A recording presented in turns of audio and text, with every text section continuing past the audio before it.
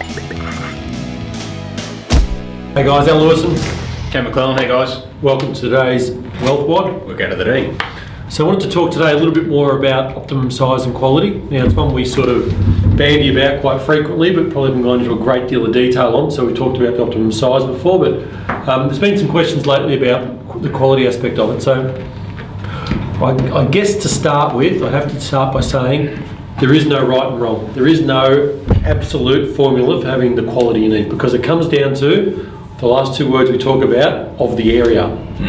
Exactly. Three words there.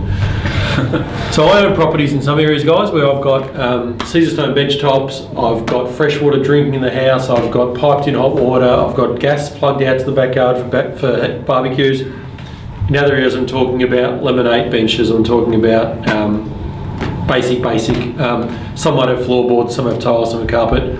What it comes down to is what's in the area, what's going to attract you the best tenant, what's going to make you competitive, what's going to put your house about the median house price.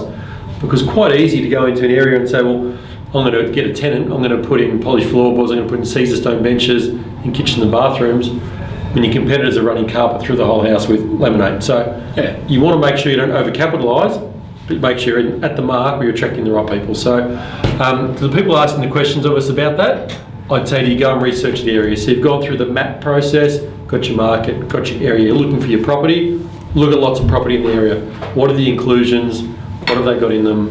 What do you need to put in yours to make you competitive? Don't ask the agent, would Caesar stone be good in this area? What are they going to say? Yes, of course. Yeah, because so go out and look at 9 properties in the area, yours being the 10th. If 9 properties all got laminate kitchen bench tops, well, you have very, very hard thought about whether you're going to stack in some Caesar stone. So that's quality in there, which is something that a lot of people feel they've just got to keep speccing up.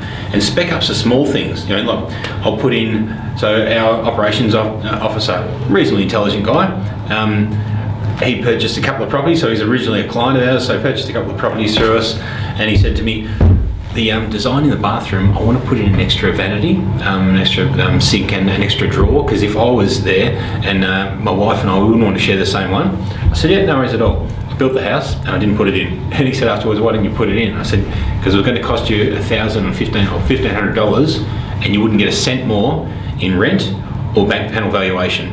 So he still brings it up now about how I didn't put his drawer in, but I keep going back to him and going, happy to put it in, that's going to cost you $1,500. You're never going to get that back. Quick one on size. So quality is really important. Size is the big one for me. And I'll go back to Felicity, my first house she bought was a house out in Baronia. It was on 2,600 square metres. We bought it for under $300,000. Property's worth probably $1 million now. But we put plans to put 4 units on the back. Now I'd done a fair amount of development at that time, and most of the developments I'd done are 1 and 2 units on the back of an existing property. So when I was trying to get 1 or 2 units on the existing property, I'd go to the draftsman and we're trying to jam it on to maximise what we're on there. This is the first time I bought something semi-large. So gone to the draftsman and said, can you design something up for this? Well, he's gone to town. He's drawn up designs which were basically to build that property. Each of the units was going to cost me about $45,000 more, but I wouldn't get a cent more in sale price. So overall, that development, I basically missed out on around $200,000 worth of profit. Now, saying that, at the time the market was moving really fast, so we ended up selling it for about 200 grand more than we bought it for, and just got out of it and took the money and went to something else. But it was a really good lesson on how making sure in that area, as I said before, in the area there's a maximum size, and if you build larger than that by putting a media room in or making your bedrooms too big, whatever it may be, you're not going to get a cent more for it in bank panel valuation, rent or sales value. Yep.